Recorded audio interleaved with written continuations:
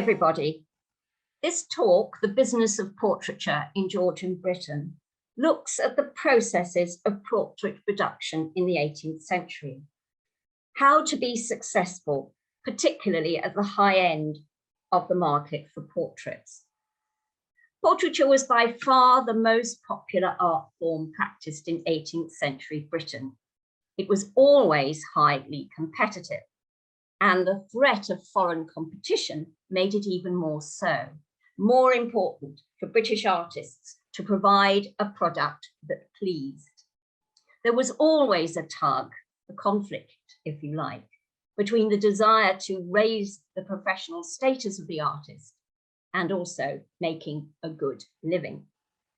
In the course of the 18th century, some artists succeeded in both, none more so than Joshua Reynolds. Prices give you an idea. In the 1750s, when he was starting out in London, he charged 12 guineas for a head and shoulder portraits. In the 1780s, he was charging 50 guineas. In 1769, he became president of the Royal Academy and was knighted by the king. First of all, let's look at the function of a portrait. What does it do? What was it expected to do? Well, first and foremost, it records physical likeness, what a person actually looks like. But secondly, and equally importantly, it shows a person's identity, his or her position in society. How does it do this? Well, there were a set of conventions, a visual code of pose, of gesture, of facial expression, of costume, of props and background, and even of painting style. If we look at these three portraits on display now, you can see that the gentlemen are all sitting in roughly the same way. But it doesn't take anybody long, even if you haven't read the caption, to know that the chap in the middle is in fact the king. He's wearing the garter robes, very formal robes of the Order of the Garter. He's got a crown on the table and there's a castle visible in the background.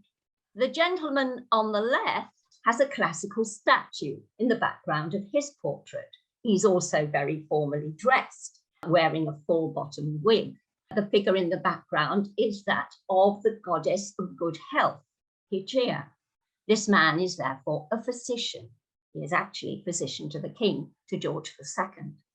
And the gentleman on the right-hand side has a score propped up on the table next to him, and it says quite clearly, Messiah. This man is a musician and above all, a famous composer. So we've got a huge idea of how these people wish to be portrayed and wish to be seen. When we look at smaller portraits, such as the ones on the screen now, all by Alan Ramsay, a very successful Scottish painter, we see two portraits of a husband and wife, John and Margaret Sargent. Although the portraits are small, we nonetheless see them framed within a sort of painted oval within the rectangle. And that somehow distances us, the viewer, from them, the sitter. It puts us at a slight disadvantage. We are looked at as though somehow we have to be rather grateful to be given permission to look at them. But when we look at his portrait of his wife on the left-hand side, we see something very different. That framed oval that distances him from us has been removed. There's a rather arbitrary cut-off point at the bottom of the painting, and although she has a modest expression on her face, there's something rather inviting, or certainly not standoffish about that expression. And the gesture with her hand, where she's holding a rose, suggests that perhaps that rose might be presented to us, the viewer. It has a very different feel about it. A portrait had to please. And this is a very good example of a portrait that didn't please. And it's interesting to identify why. In 1744, William Hogarth acquired the commission to paint the Archbishop of York, Thomas Herry. He was delighted to have it. It was a significant commission, and he set about, as he said, trying to give him the sort of dignity of a prototype that was much admired, that of a portrait of the Archbishop of Canterbury, William Laud, painted by Van Dyck on the lower right, that was very well known. However, he decided to show the Archbishop seated. But when it was handed over to the Archbishop, it was immediately removed from any kind of exhibition. The Archbishop wrote that none of his friends could bear the picture. And within a couple of years, another painter, Thomas Hudson, was commissioned to do the portrait. And you can see that he chose a very similar mode of presentation. So why was it that the Hogarth was disliked and the Thomas Hudson was accepted? Well, close-up of both these portraits help to explain why. If you look at the Hogarth, that face has been very carefully observed. Notice, for example, the painting of the eyes and compare that with a portrait by Hudson. The Hudson face is a mask, almost a generic face, rather than a particular person. We feel that the Archbishop is welcoming us with the gesture of his hand. He's inviting us into his presence.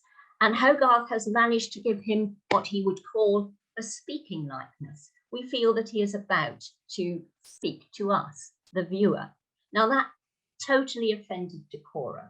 He was a very important man and he should not appear to be so familiar to us, the viewer, for a formal portrait. So you see, the portrait had to please, and what pleases us in the distance of time did not please contemporaries in the 18th century. In order to succeed, an artist had to manage his studio very carefully. That studio had to be comfortable. It had to be large enough not only to provide a painting room, but also space for the artist to exhibit examples of his own work. If you look at the portrait by Francis Hayman, which includes himself and his important client Grosvenor Bedford, you only have to look at the body language of both these people to know who is the most important person within the group. And you can see an example of Hayman's work on the wall behind and a few canvases stacked up as well. If you look at the caricature that opened this talk, and I'm now showing it to you again, it's a wonderful example of a woman having made her family sit for their portrait. Her little boy, who's been dressed up as Cupid for the occasion, is having a toddler tantrum. The mother is therefore, I suppose, to be compared with Venus, and her, I think, rather henpecked looking husband has been made to sit with a stuffed bird propped up on his arm. It is important, though, while we look at this image, to see that the sitters' chairs are at a slight height. They're on a kind of dais, in this case a circular one, which is most probably on casters, and therefore can be moved during the course of the day to catch the best light. We know, for example, that Joshua Reynolds had a dais on casters for just that purpose. So the studio had to be comfortable, it had to be quite spacious, and it had to be in an area, in a good location, where high-class patrons would be happy to visit. A painter had to work fast. He would have several portraits, or she, in production at the same time. Appointments were made with sitters, usually lasting about an hour, which is about as long as you could comfortably sit for your portrait. And the numbers during the day, of course, varied, probably about 6 or 7. The sittings themselves would last, as I said, about an hour. And you could probably get away with as few as 3 or 4, because it was only the face that needed to be carefully painted with the sitter in front of the painter. More successful painters, particularly later on in the period, sometimes required more than 4 sittings. Payment was generally in 2 parts, a down payment at the time of the commission and the second payment upon completion. Not only did Reynolds increase his prices phenomenally during the course of his 40-year painting career, but in fact, all prices in the 18th century for portraits tended to go up. It was a period of vast expansion of portraiture, and therefore artists felt that they could increase their prices. In order to facilitate how to charge for a particular portrait, and also to help the patron select the kind of size and image that they would require, sizes became standardized. Canvases were provided by canvas makers directly to the studios. And these 4 sizes tended to be the ones most often chosen. Head and shoulders, as you can see on the top left, 30 by 25. I've given you the centimeters below, but of course in the 18th century they were inches. A size that showed 1 or 2 hands, more or less not quite half length, 36 by 28, known as a Kit Kat size, and I'll refer to the reason for that a bit later on. 3/4 length, 50/40, and then full length, 94 by 58. And these were for life-scale portraits. A successful practice was not a one-person operation. All artists had assistants and sometimes pupils who were there to assist with the production. They prepared canvases and pigments, laid them out ready on the palette for the artist to use. They also worked on subsidiary parts of the portrait, and they were also there to make copies. On the right-hand side is Joshua Reynolds' chief assistant, a young Italian that he met in Rome. And in 1752, he came to London to work with Reynolds in his studio, and he stayed for 40 years. On the left-hand side is life-scale lay figure, a mannequin, articulated. It could be moved, it could be sat down, it could be put in the appropriate pose. A set of clothes existed to dress this lay figure, or much more likely, certainly at the high end of the portrait market, the sitter would provide his or her own clothes for the studio to complete the painting. We fortunately have an incomplete double portrait by Reynolds, which gives us a clue as to how things worked. It's a double portrait of Edmund Burke and Lord Rockingham. Obviously, the down payment was made, but the picture was never completed. Nobody quite knows why. And it was left in this unfinished state. But if you look carefully, you can see that the pillar and the curtain, the chair, the rug or carpet, and the objects on the table are totally finished. Edmund Burke has barely been started.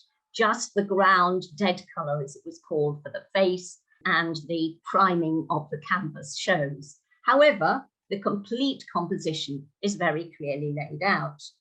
There's a little bit more of Rockingham, but still at least another 2 sittings required for the face. And this sort of piecemeal method of completing a portrait was really very well standard. Another thing, of course, is that the named artist, as you can probably imagine, did not work on the entire picture themselves. As I said, assistants would do what I described as the subsidiary parts. And we have a fascinating letter that has survived from Elizabeth Montagu. She commissioned the portrait of Lord Bath that you can see on the left-hand side. And she wrote a letter to him. I was yesterday with Mr. Reynolds and have fixed Friday next at 12 to finish the picture. I have discovered a secret by being often at Mr. Reynolds that I fancy he is sorry I should know. I find that none of these great painters finish any of their pictures themselves. The same person, who he is, I don't know, works for Ramsay, for Reynolds, and another called Hudson. My picture will not come from that person till Thursday night, and on Friday it will be totally finished and ready to send home. Now, this is an interesting observation, and clearly one that was basically a secret. The subsidiary parts of Reynolds's picture was not completed by an assistant working in his studio, but by a professional drapery painter, a person who could paint costume elsewhere. And clearly it was a practice shared by other top-ranking artists at the same time. Uniquely among successful portrait painters in the 18th century, only Thomas Gainsborough and later Thomas Lawrence never used assistants to paint subsidiary parts of a primary original work, which is why sitters complained that it took so long for their portraits to be completed. Let's have a look at portrait types and formats. Earlier, I mentioned standard sizes, but if you wanted a large family group, as in the case of the Harveys, all of these figures are life scale, so that's 3 adults and 3 children, and an incredibly ornate and elaborate aristocratic background of some stately pile, then of course you would have to order the canvas, especially, or at least the artist would. This is a huge painting. It's 9 foot high by 11 foot across. But not everybody either had the space or necessarily wanted such a formal depiction. And in the mid-1720s, a new portrait format was introduced in Britain. Pictures were roughly 37-38 by 33 inches. So just a little larger than the Kit Kat size, if you remember, was 36 by 28. And a contemporary, George Virtue, described seeing this portrait by Gawain Hamilton, who was a contemporary of Hogarth, of the Earl of Strafford and his family. And he was delighted with it. He said, "It is, quote, a family piece, in the conversation manner, the disposition genteel and agreeable." So what are they doing? Well, the ladies on the right-hand side are taking tea, and the group of figures of the Earl himself, showing quite clearly that he is a very important chap. He's got the badge of the Order of the Garter and the blue sash, with his heir and his wife, and they're presumably engaged in genteel conversation. We have a glimpse of an incredibly grand house in the Palladian style. Probably does look quite like his London home. But on the right-hand side, Arthur Davis's portrait of Mr. and Mrs. Atherton shows them in an environment, in a context, of parlour, that is probably rather grander than they actually had. And we have a glimpse of a garden beyond, which again may well not have been there. So we have to be very careful about assuming that the background of these conversation pieces was always accurate. Figures were about 12 or 15 inches high. As I said, you could have a garden setting, as in the case of Hayman's portrait of Jonathan Tyers.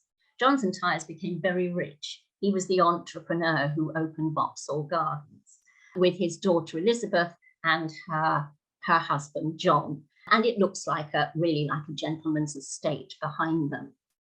And then on the right-hand side, an interior which is most likely to be accurate. Johann Zoffany, a German painter who arrived in England around 1760, very quickly became the doyen of high-end, fashionable conversation pieces. He was commissioned by the Queen, no less. And we do know from inventories that his interiors tended to be accurate depictions of the places that they were expected to be or to represent. But he's also introduced a charming narrative into his conversation piece. Again, he had a huge imagination. And we see Lord Willoughby very gently admonishing his son on the left-hand side, who appears about to be taking, probably without having asked first, a bun from a dish. So it's not just about what they look like. They are not just simply genteel and agreeable, but they're behaving in a very informal sort of family way. There were, of course, other formats as well. There were sketches or drawings you could have a silhouette. There were all kinds of rather cheaper forms of portrayal. But now we're looking at portrait miniatures, which were phenomenally expensive and very, very special. The painters themselves were specially trained in this particularly difficult technique. The miniature portrait, simply being a portrait that was small enough to be held in the hand, developed from a sophisticated court art in England in the 16th and 17th century. At that time, the technique was watercolor medium applied to a vellum support. But during the course of the 18th century, two new processes, watercolor on vellum process. In the center is an enamel portrait, which was a process, in fact, invented in the 17th century, but became popular in England in the 18th. And the great advantage of the enamel portrait was that it was durable, that it wasn't as, the colors didn't fade, they had a sort of rich, shiny appearance. And in fact, you could apply a miniature to a piece of jewelry. It could be a bracelet, or it could be a brooch, or it could be part of a snuff box. You didn't have to worry about it fading or it being damaged in any way, unless of course you dropped it. But these were very small. They were usually not more than about 1.5 inches in their largest dimension. So that was one popular portrait form or portrait technique in the 18th century. Again, the high end of the market. But there was another process that also became extremely popular and again required a great deal of technical skill. And that was a watercolor, still the same medium, but instead of being applied to vellum, it was applied to thin sheets of ivory. And both these portraits, well, certainly the one on the left is absolutely tiny. It's 1 inch by 3/4 inches. And it's been magnified to such an extent, and yet it still looks carefully and meticulously painted. And the quality of the ivory, its translucency and its richness makes it such an exquisite object. The portrait on the right by Richard Cross, notice that Zinka and Meyer, clearly foreign immigrants, they both came from Germany, as extremely skillful practitioners and took the top end of the market.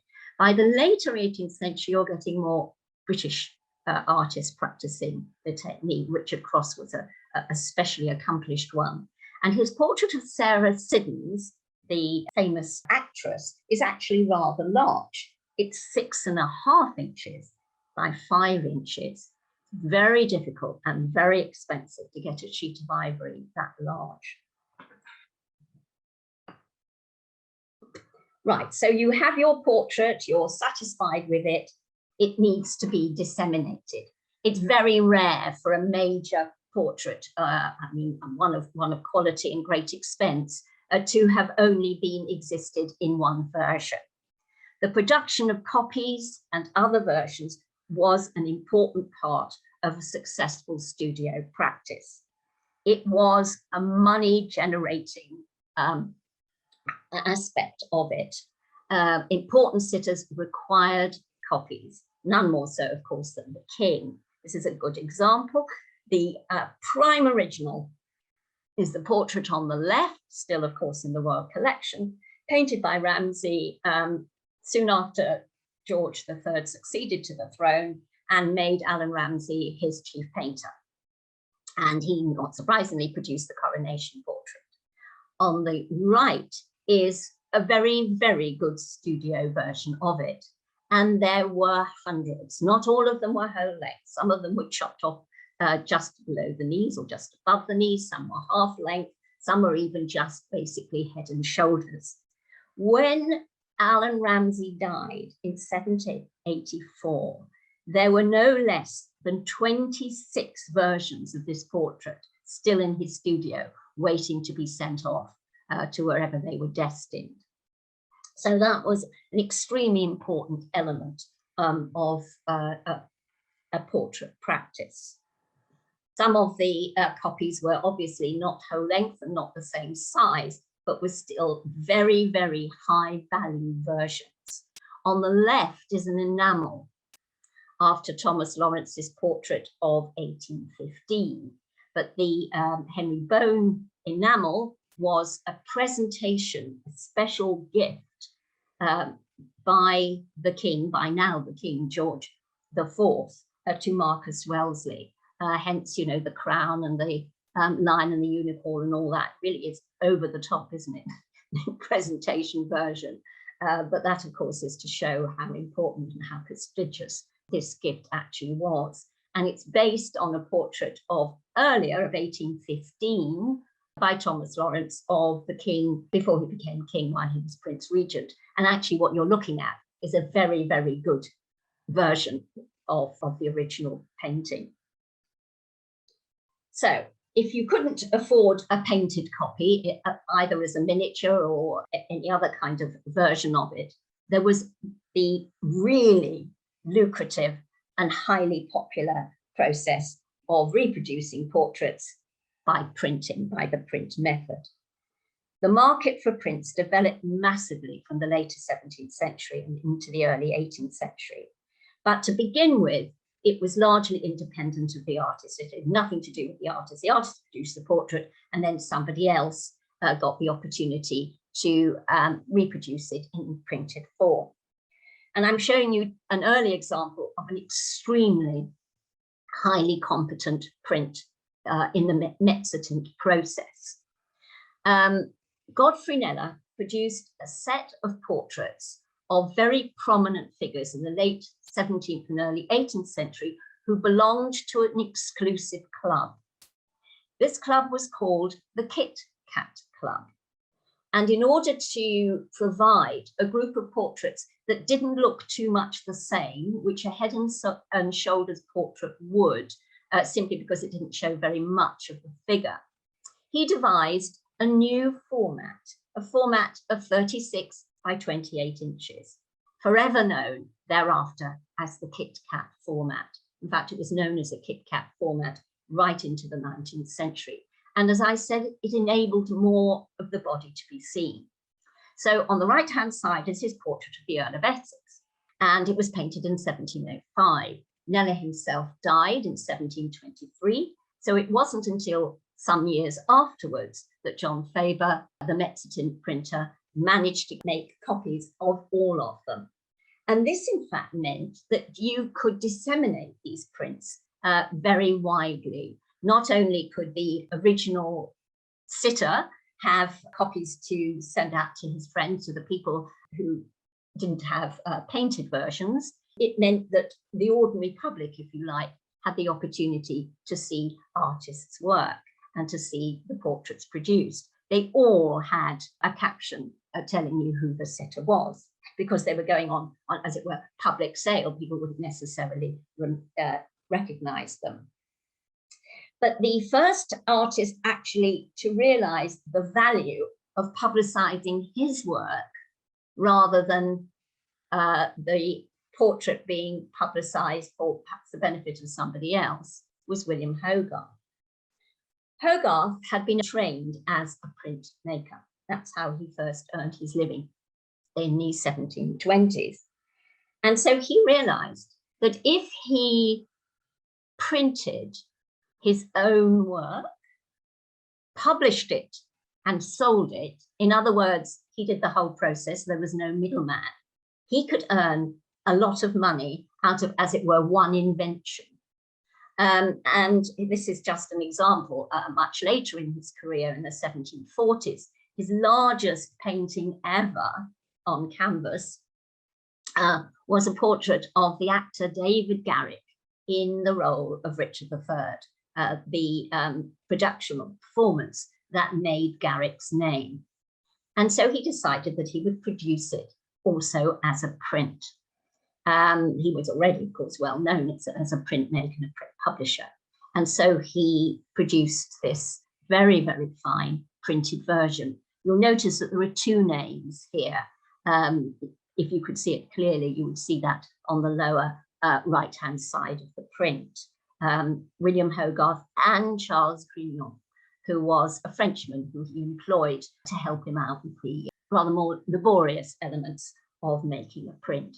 It was a very slow and long affair, and really good engravers of whichever method they chose could earn an extremely good living doing that. Alan Ramsay painted Flora MacDonald in London in 1747. She was the young woman who helped Bonnie Prince Charlie escape captivity in Scotland after the failure of the Jacobite rebellion of 1745. Anyway, she was captured, Bonnie Prince Charlie escaped, but she was captured, brought to London, put on trial, and sent to the Tower for only a few months, in fact, because she was very much a heroine, or seemed to be a heroine in the eyes of many. And before she returned to Scotland, she sat for her portrait to Alan Ramsay. And very soon afterwards, James McArdell, another one of the highly skilled printmakers, did a mezzotint of her, which was extremely popular. So it became something of a collector's item to collect portraits of people who are famous, who are celebrities, and sometimes notorious in their own time. Joshua Reynolds was the first painter who totally understood the value of print publicity. He realized that it was useful as an aid memoir of his own work. After all, in a career in which he produced, I don't know, 400 to 500 portraits, that was terribly useful. It was also useful for clients who were sitting in his studio and wondering what kind of composition they would like for their own portrait.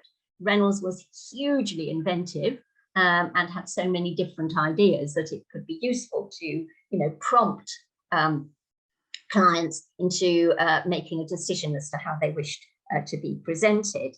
And of course, it was much cheaper, as I've indicated before, to give to friends than painted ones. So he had a very close relationship with key skilled printmakers of the day. Here's a very good example. Colonel Tarleton, gentleman represented here on the right-hand side, was a hero of the American War of Independence. I mean, obviously he was on the losing side because he fought for the Brits, but the particular battles that he fought in, he had been very successful.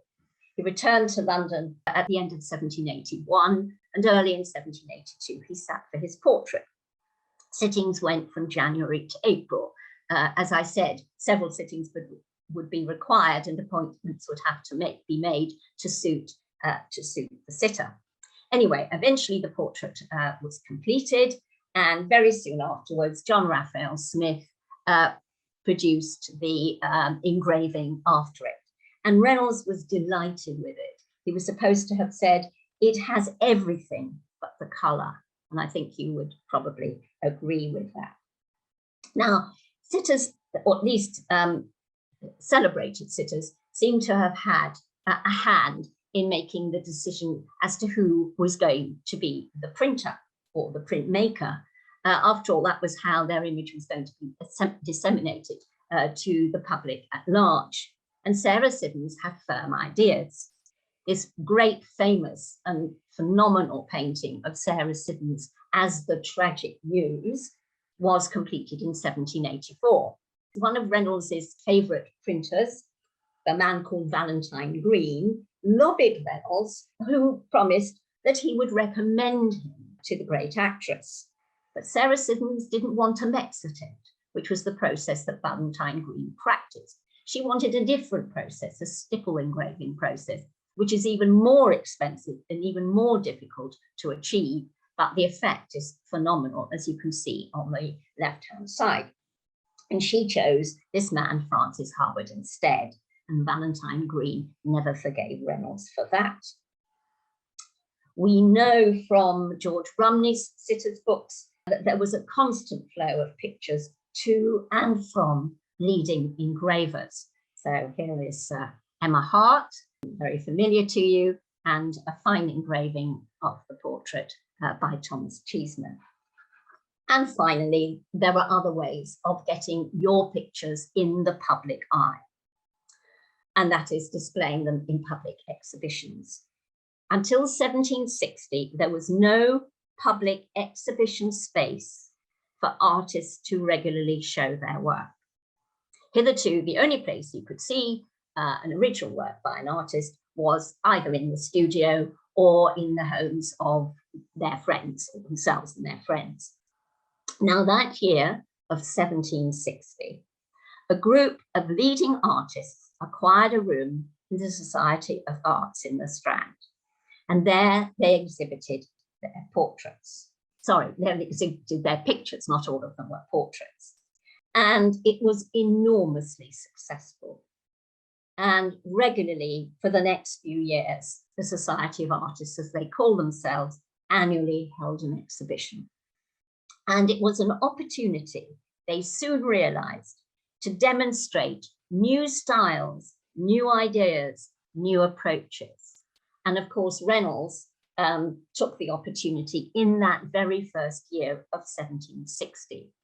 His portrait that he just completed of the Duchess of Hamilton was exhibited there. What was he showing off? Well, he was showing off a new style. The Duchess does not appear in contemporary dress. She's wearing some kind of classical drapery, as though she looks like a Greek or Roman sculpture made out of marble. Even her headdress or her hairstyle is not contemporary. On the right-hand side, you may just notice are a pair of doves. On the left-hand side, where she's resting her arm, is a low relief sculpture depicting Paris holding the golden apple to award to the goddess who he deems to be the most beautiful. And as you know, he awards it to Venus. So there's making a relationship between this extremely beautiful, I mean, celebrated beauty. People would, thought she was the most beautiful woman in London in that period. So she is referenced as beautiful as the goddess Venus. And the whole point about this idea was to prevent a portrait going out of fashion, going out of style. You know how it is when you look at a photograph of yourself that's 10 years old, and you kind of think, how could I have worn that dress, and how could I have had that hairstyle, and all the rest of it. Your painting would look timeless. And also it would have an intellectual content. It would make these classical references, which would show you, or both the sitter and the viewer, to have some kind of erudition, some kind of higher knowledge. And this idea became caught on very quickly, particularly for portraits of women. And these kind of references made the portrait, as it were, something more elevated than simply a likeness of an individual. And so this was a really great place to announce the new style. On the right-hand side is a portrait that Gainsborough exhibited in 1767, which was very much his signature portrait, showing a figure, either a man or a woman, in this case a man, dressed as he would in the countryside, presumably on his estate. And there he demonstrates his amazing facility with painting nature, with using light and color harmonies, and so on. And many of these pictures of certainly portraits would be whole-length portraits that they would exhibit if they could, because they make a great splash. Well, then a few years later, that is a few years after 1760 and 1768, a group of elite artists have managed to persuade the King, George III, to become patron of an Academy of the Arts, the Royal Academy, one of whose aims was to provide a space for annual public exhibitions. Reynolds, as I said earlier, was the first president, and he was knighted as well in 1769. Now, exhibits were vetted by a committee to maintain high standards. However, if you were a Royal Academician, and initially there were 24 or so of them, you could automatically have whatever work you liked exhibited at the exhibition. And it soon became the most prestigious and rewarding, in every sense financially, to space for art to be seen. And I'm showing you, again, a print, an engraving of the private view of the exhibition of 1787.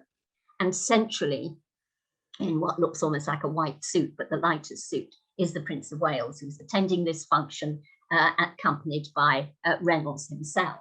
And what I want you to notice is that very large paintings of any subject, whole-length portraits as well, are hung on a line that runs above the height of the door.